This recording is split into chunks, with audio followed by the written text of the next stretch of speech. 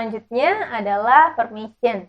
Nah, untuk modal dalam permission nanti ada can, could, may, might, shall, should, dan juga would. Nah, di sini dikecualikan untuk could dan juga might, dia nanti dipakai ketika menyatakan masa lampau. Tetapi catatannya adalah could dan juga might itu hanya bisa digunakan ketika di kalimat direct indirect. Lalu bagaimana ketika itu bukan kalimat direct indirect? Yang kita gunakan adalah seomnya. Seomnya di sini ada be allowed to. Karena menyatakan past, maka be-nya di sini akan berubah menjadi was atau were. Nah, semua modal ini maknanya hampir sama dengan request atau modal dari request. Ketika modal dari request maknanya maukah, berarti di sini nanti mau. Ketika makna di modal request ada bolehkah, di sini maknanya boleh karena dia adalah statement. Atau ketika di request sudikah, di sini maknanya hanya sudi saja. Untuk permission sendiri, ini adalah jawaban dari request. Maksudnya bagaimana? Contohnya seperti ini. Can you help me? Nah, ini adalah contoh dari request. Bisakah kamu membantuku? Jawabannya itu baru permission. Di sini contoh semisal jadinya yes, I can. Ya, aku bisa. Atau ketika tidak bisa, bisa kita jawab no,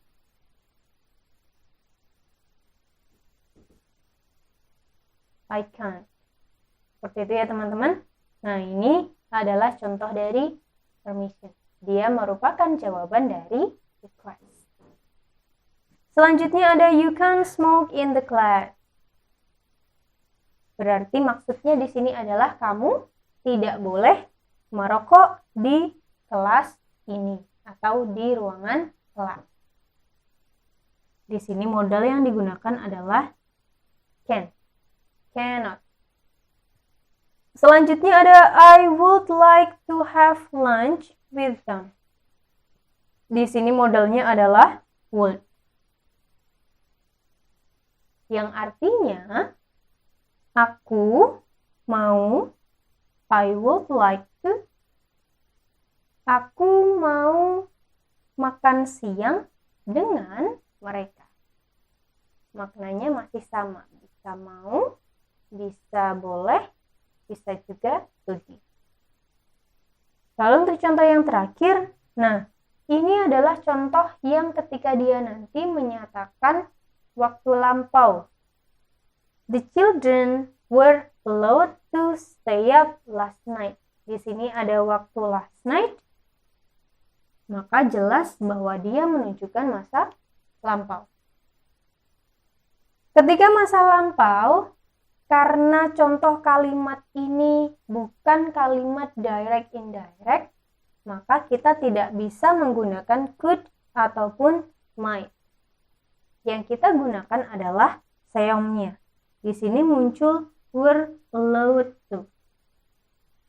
Karena children itu lebih dari satu, maka yang kita gunakan di sini adalah were. Tetapi ketika subjeknya hanya satu, yang kita gunakan adalah was. She was allowed to bla bla bla. Contohnya seperti itu. Nah, ingat ya teman-teman. Jadi permission itu ketika dia muncul di belakang, dia adalah hasil dari jawaban request. Atau bedanya dengan request, ketika request adalah kalimat pertanyaan, ketika permission kalimat statement atau pernyataan. Selanjutnya adalah wishes atau bisa kita artikan sebagai harapan atau doa. Nah, modal yang digunakan di sini hanya satu, yaitu may, yang bermakna semoga. Lalu bedanya apa dengan may yang bermakna boleh atau mungkin? Nah, nanti bedanya seperti ini ya teman-teman.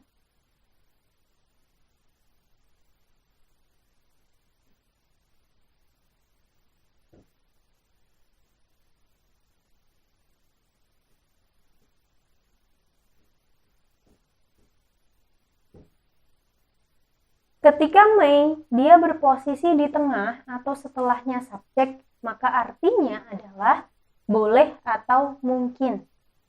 Tergantung konteks kalimatnya. Ingat ya teman-teman, may ketika di tengah artinya bukan semoga. Nah, lalu may yang berarti semoga itu yang seperti apa? Ketika dia posisinya di awal, baru diikuti oleh subjek. Jadinya kan seperti ini. May I be happy? Semoga aku bahagia. Lalu apa bedanya lagi dengan seperti ini?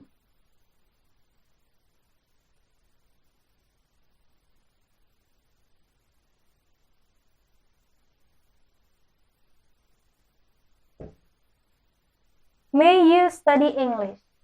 Apakah may di sini dia bermakna semoga? Tidak ya teman-teman. Kita lihat dari tanda baca di akhirnya. May yang bermakna semoga itu ketika letaknya di awal dan dia diakhiri dengan titik. Karena itu adalah pernyataan atau statement. Ciri-cirinya seperti itu. Maka di sini ini bukan bermakna semoga karena dia tidak diakhiri oleh titik. Contohnya seperti ini. May God bless you. Semoga Tuhan memberkatimu. Nah, bless-nya di sini menggunakan verb satu saja, bukan blesses. Yang kita tahu Tuhan itu hanya satu, ya. Seharusnya dia bertemu dengan verb SIS. Tidak. Karena ada may di depan. May adalah modal. Ketika ada modal, wajib bertemu dengan verb satu. Di sini polanya sudah jelas. May, subjek, verb satu. Selanjutnya untuk contoh yang kedua, may they be happy together. Yang artinya semoga mereka. Nah, di sini tidak boleh teman-teman langsung may they happy together. Karena di sini harus ada be, harus ada verb satunya. Maka jadinya seperti ini. May they be happy together. Semoga kamu bahagia. May you be happy. Di sini tetap be karena ada modal di depannya. Selanjutnya untuk contoh yang terakhir, may you enjoy the class. Semoga kamu menikmati belajar di kelas itu. Maksudnya seperti itu. Di sini tetap menggunakan verb 1 karena ada modal. Oke, itu ya teman-teman. Jadi yang perlu diingat ketika teman-teman ingin memaknainya sebagai semoga, maka modalnya harus terletak di depan dan juga diakhiri oleh tanda titik. Itu ketika di penulisan. Tapi ketika di dalam speaking nanti bisa kita lihat atau bisa kita tahu dari intonasi si pembicara tersebut. Ketika bertanya, pasti akan berbeda intonasi. Selanjutnya adalah expectation atau yang biasa diartikan pengharapan. Nah, modal yang digunakan di sini nanti tidak ada, tetapi kita akan menggunakan seom. Di sini nanti ada dua seom. Yang pertama adalah be to atau yang bermakna harus. Selanjutnya yang kedua ada be supposed to atau yang bermakna seharusnya. Nah, tetapi tidak hanya ini atau maknanya tidak hanya harus dan juga seharusnya, ternyata di sini ada makna lainnya. Nah, di sini sudah ada makna lain dari be to dan juga be supposed to. Yang pertama dulu dari be to ada diharapkan. Ketika teman-teman menggunakan diharapkan atau pemaknaannya nanti diharapkan, teman-teman bisa menggunakan be expected to atau be required to. Lalu yang kedua ada berharap. Nah, ini menunjukkan kalimat aktif. Jika yang atas tadi adalah pasif, diharapkan. Ketika ini berharap aktif, teman-teman nanti menggunakan hope to. Selanjutnya yang ketiga ada ditakdirkan. Nah, di sini yang digunakan adalah be destined to. Lalu selanjutnya ada dijadwalkan, yang teman-teman gunakan nanti adalah be scheduled to. Itu adalah makna lain dari be to. Selanjutnya kita ke makna lain dari be supposed to. Yang pertama, nah untuk diharapkan dia sama, dijadwalkan juga sama. Nah, bedanya adalah di sini muncul kata dipercaya. Kita nanti menggunakan it is believed that. Lalu bagaimana maksudnya? Nah, langsung saja kita ke contoh. Di sini sudah ada kalimat kamu diharapkan untuk menemui dia. Intinya di sini adalah kamu harus menemui dia. Bisa kita maknai seperti itu. Ketika menggunakan seom aslinya, maka antara be to dan be supposed to yang cocok kita gunakan pada kalimat ini adalah be to. Diharapkan. Dia itu mengharapkan kamu untuk menemui dia atau kamu harus menemui dia. Maka ketika kita translate jadinya nanti you, kita gunakan seom aslinya terlebih dahulu, yaitu be to. Nah, be-nya, be yang di depan-depan ini, dia nanti akan menyesuaikan si subjek. Karena di sini subjeknya you, maka be-nya berubah menjadi are. You are to meet him. Nah, untuk artunya apakah ini selalu seperti ini? Nah, di sini bisa berubah.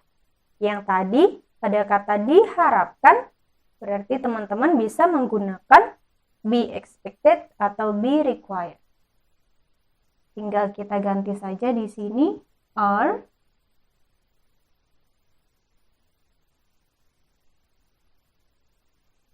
expected to meet him.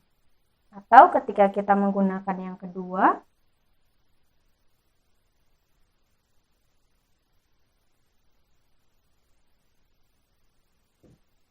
nah seperti itu ya teman-teman, yaitu fungsinya dari makna lain. Tetapi ketika teman-teman ingin menggunakan seom aslinya, itu tidak apa-apa.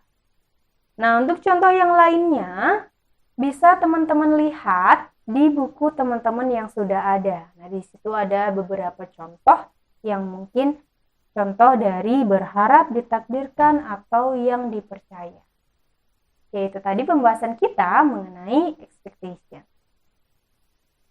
Yang selanjutnya adalah stability, atau yang biasa diartikan dengan nasihat. Nah, modal yang digunakan di sini nanti ada 3. Yang pertama ada should, ought to, dan juga had better. Should di sini digunakan ketika formal. Lalu bagaimana dengan ought to? Nah, ought to di sini digunakan ketika informal. Dua modal ini kita gunakan ketika nanti kalimatnya tersebut hanya memunculkan satu solusi saja. Lalu bagaimana dengan had better? Nah, di sini muncul ketika kalimat tersebut nanti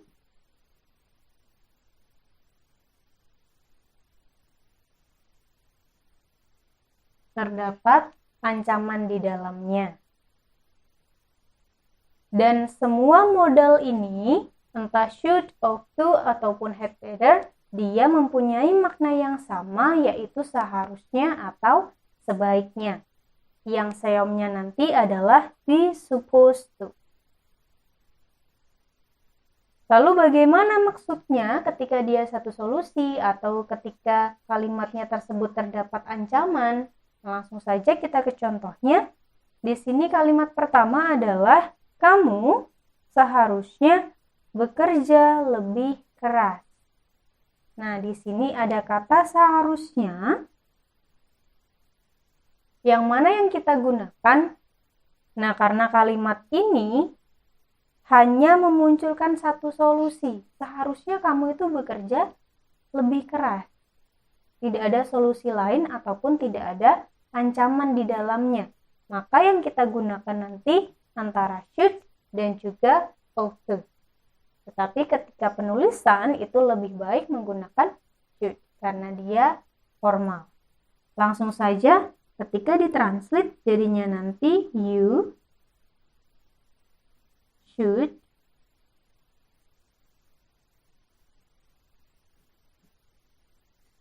work harder. Kamu seharusnya bekerja lebih keras. Atau semisal di sini kita ganti ought to, it's okay. You ought to work harder. Seperti itu ya teman-teman. Lalu untuk contoh pada kalimat kedua, dia terlihat pucat. Di sini ada titik. Dia seharusnya istirahat atau dia akan pingsan. Nah, modal yang kita gunakan untuk kalimat kedua atau contoh kedua ini adalah had better. Kenapa? Karena di sini ada ancamannya. Dia akan pingsan. Dia itu seharusnya istirahat. Jika tidak istirahat, dia akan pingsan. Nah, dia akan pingsan di sini sebagai ancamannya. Maka ketika kita translate jadinya nanti she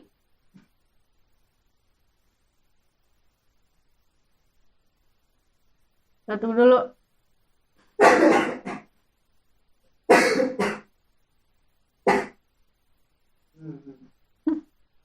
Udah. Lanjut, batu udah habis. 3, 2, 1.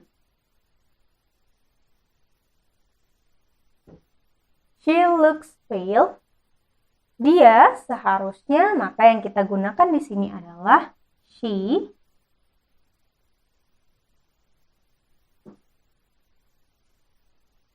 had better take rest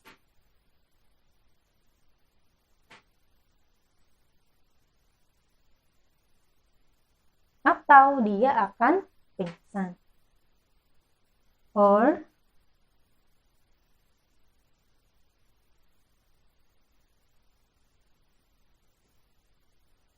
nah, maka kalimatnya nanti akan menjadi seperti ini.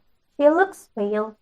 She had better take a rest or she will pass out. Nah, seperti itu ya teman-teman. Ketika ada ancaman, maka yang kita gunakan adalah had better. Lalu untuk contoh yang ketiga atau yang terakhir, nah di sini ada sedikit catatannya ya teman-teman.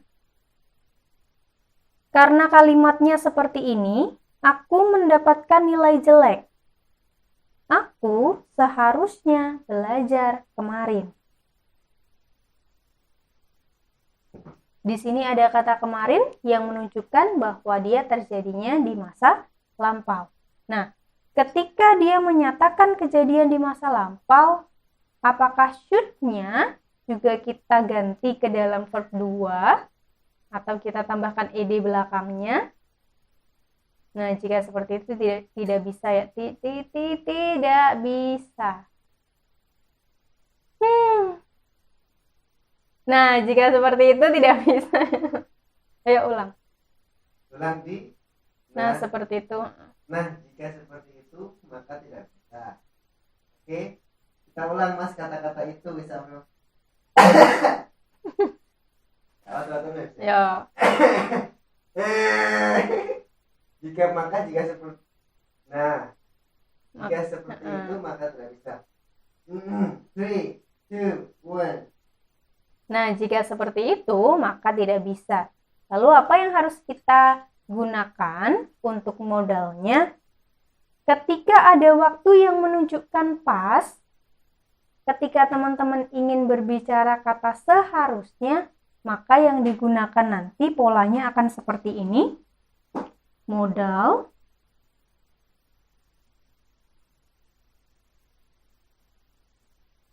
yang diikuti oleh have verb 3.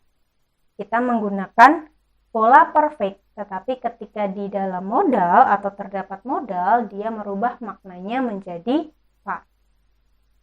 Langsung saja, maka ketika kalimat ini kita translate, jadinya nanti adalah I get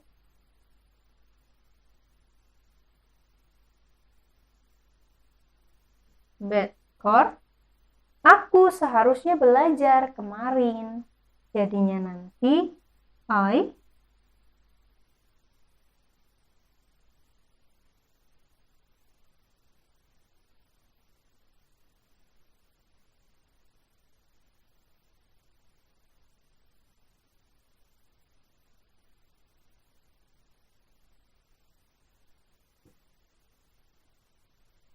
Nah, nanti jadinya akan seperti ini. I get bad score. I should have studied yesterday. Nah, di sini maksudnya adalah saya itu sekarang atau aku sekarang mendapatkan nilai jelek karena kemarin itu tidak belajar. Seharusnya aku kemarin belajar supaya mendapatkan nilai bagus. Nah, itu tadi pembahasan kita mengenai advisability. Yang perlu teman-teman ingat, ketika ada kata seharusnya dan dia terdapat satu solusi, teman-teman bisa menggunakan should atau ought to. Tetapi ketika terdapat ancaman, teman-teman harus menggunakan had better. Selanjutnya, ada suggestion atau yang biasa disebut dengan saran. Nah, modal yang digunakan di sini nanti hanya satu, yaitu could, yang bermakna seharusnya.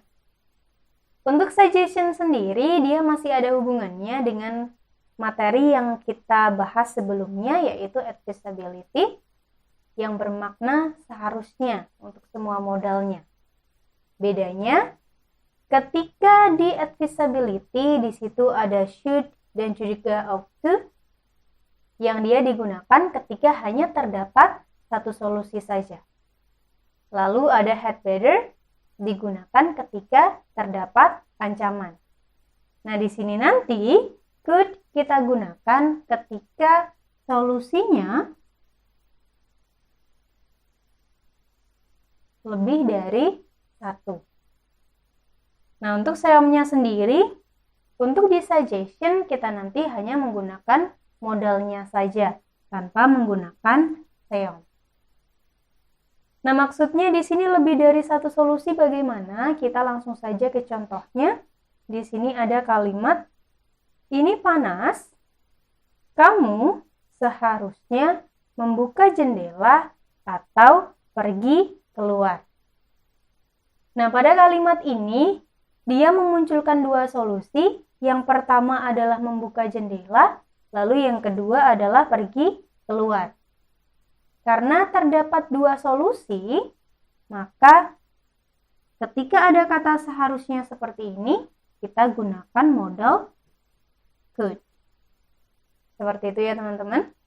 Langsung saja kita translate, jadinya nanti it is hot, kamu seharusnya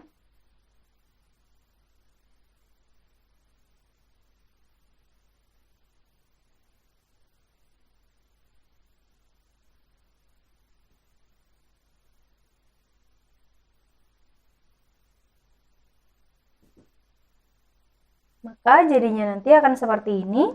It is hot, you could open the window or go out. Nah, itu ya teman-teman.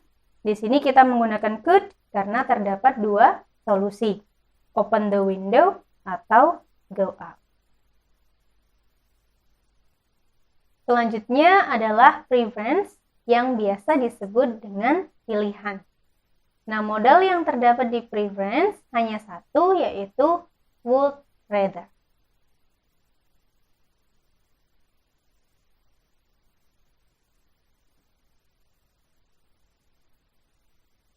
Yang artinya lebih suka. Biasanya di belakang pasti akan muncul kata than, yang berarti daripada. Lebih suka bla bla bla daripada. Nah, di sini ada beberapa catatan, yaitu catatan mengenai polanya, karena preference ini bisa masuk di present, past, ataupun future.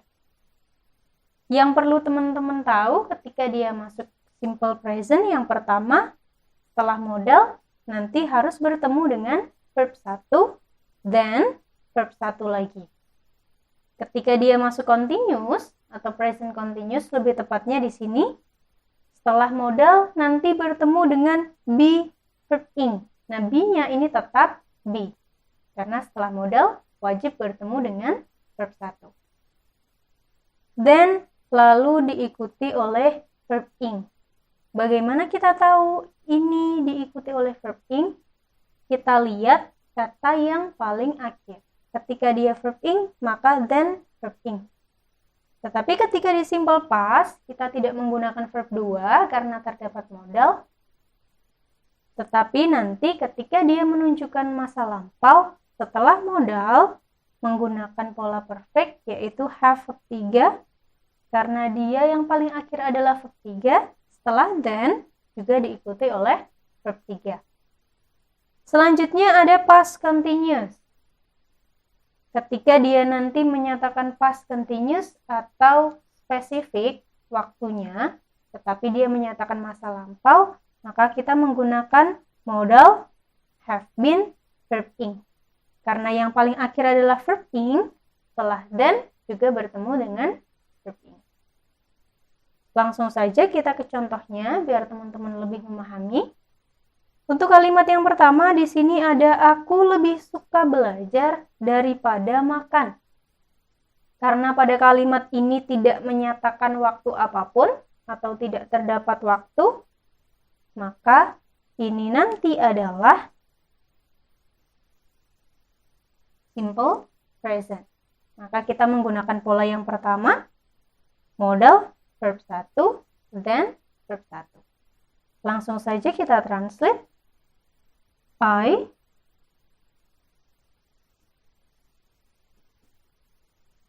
would rather, lebih suka belajar, study,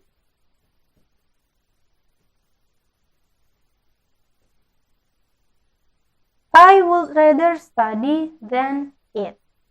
Karena ini menunjukkan simple present, maka kita hanya menggunakan verb 1, then verb 1.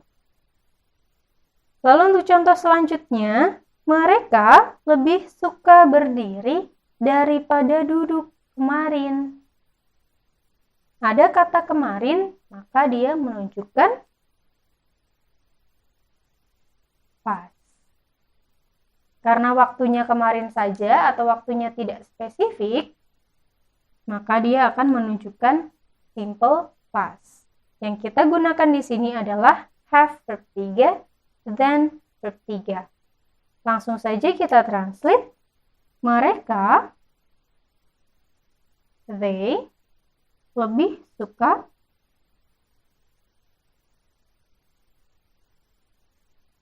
Nah, setelah modal, karena ini menunjukkan masa lampau, maka kita gunakan have verb 3. Have stood daripada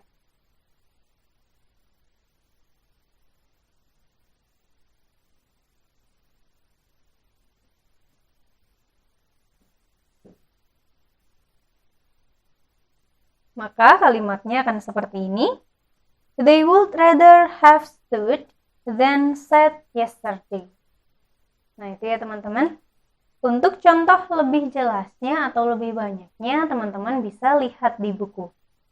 Entah dia nanti simple present, present continuous, simple past, maupun past continuous.